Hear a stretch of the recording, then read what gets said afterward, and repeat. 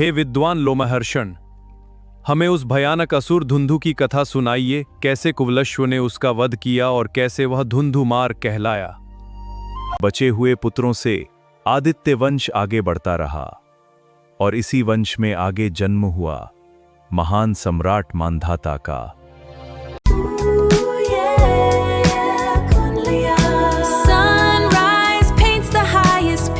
A whispered promise that we keep. Create, inspire, grow. Create, inspire, grow. Kunliya Creations. क्या आपने कभी सोचा है कि धरती के नीचे छिपा एक ऐसा राक्षस भी हो सकता है जिसकी सिर्फ एक सांस से पूरी पृथ्वी कांप उठे, जिसके जागते ही सूर्य का प्रकाश गायब हो जाए और देवता भी भय से कांपने लगें, जिसके जागते ही सूर्य का प्रकाश गायब हो जाए और देवता भी भय से कांपने लगें। आज की कथा है उस महायोद्धा की जिसने उस प्रलयंकारी असुर को मृत्यु दी और बना धुंधुमार। पिछले भाग में आपने देखा था कैसे आदित्य वंश की दिव्य परंपरा आगे बढ़ी, कैसे महान राजाओं और तपस्वियों ने धर्म की रक्षा की। और अब उसी पवित्र वंश की कथा हमें ले जा रही है एक ऐसे युद्ध की ओर जहां पूरी पृथ्वी का भविष्य दांव पर लगा था। हे विद्वान लोमहर्षण, हमें उस भयानक असुर धुंधु की कथा सुनाइए, कैसे कुवलश्व ने उसका वध किया और कैसे वह धुंधुमार कहलाया। राजा कुवलश्व के 100 वीर पुत्र थे। वे धनुर्विद्या, शास्त्र और युद्ध कला में अद्वितीय थे और धर्म ही उनका जीवन था। उन सभी ने महान यज्ञ किए थे जहां ब्राह्मणों को असीम दक्षिणा दी जाती थी। उनका तेज देवताओं के समान था। जब राजा बृहदश्व वन जाने लगे, उन्होंने अपना राज्य पुत्र कुवलश को सौंप दिया। पर तभी ऋषि उत्तंक वहां पहुंचे। ऋषि उत्तंक ने राजा को समझाया कि उनका अभी वन जाना उचित नहीं, क्योंकि लोगों पर एक भयानक संकट मंडरा रहा है। मेरे आश्रम के पास एक विशाल मरुस्थल है जहां रेत के नीचे छिपा है राक्षस धुंधु।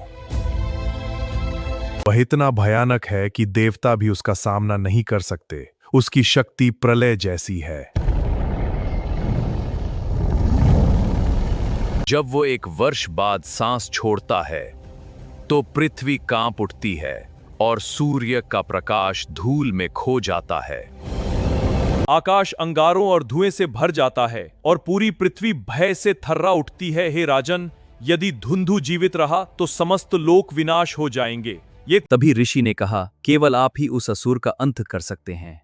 राजा बृहदश्व बोले, अब मैं शस्त्र त्याग चुका हूं, पर मेरा पुत्र कुवलश्व धुंधु का अंत करेगा।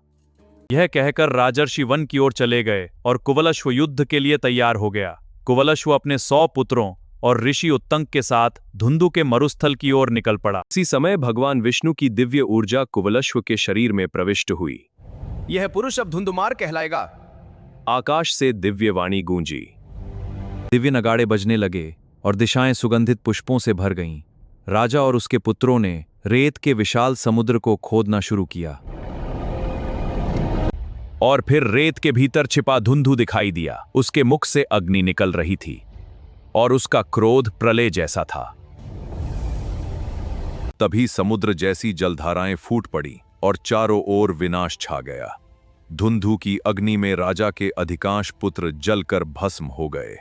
केवल 3 पुत्र जीवित बचे, पर कुवलश्व पीछे हटने वाला नहीं था। योग बल से राजा ने जल की शक्ति रोक दी और अग्नि को शांत कर दिया। फिर उस महायोद्धा ने धुंधु का अंत कर दिया। ऋषि उत्तंक अत्यंत प्रसन्न हुए और उन्होंने राजा को दिव्य वरदान दिए। उन्होंने कहा, तुम्हारा धन अक्षय होगा और धर्म सदैव तुम्हारी रक्षा करेगा। धुंधु द्वारा मारे गए राजकुमार स्वर्ग में अमर लोकों को प्राप्त हुए।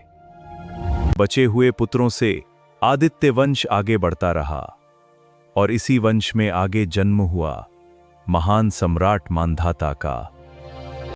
फिर इसी वंश में जन्मा सत्यव्रत, जो अत्यंत शक्तिशाली पर अधर्मी था। उसके अधर्म के कारण राज्य में 12 वर्षों तक वर्षा नहीं हुई। उसी समय सत्यव्रत ने करुणा दिखाकर एक बालक को बचाया, जो आगे चलकर गालव ऋषि कहलाया। और जिसकी कहानी बदल देगी पूरे आर्यावर्त का भविष्य। तो क्या आप तैयार हैं उस अगले रहस्य के लिए? यदि आपको यह दिव्य कथा पसंद आई हो तो वीडियो को लाइक, शेयर और सब्सक्राइब अवश्य करें,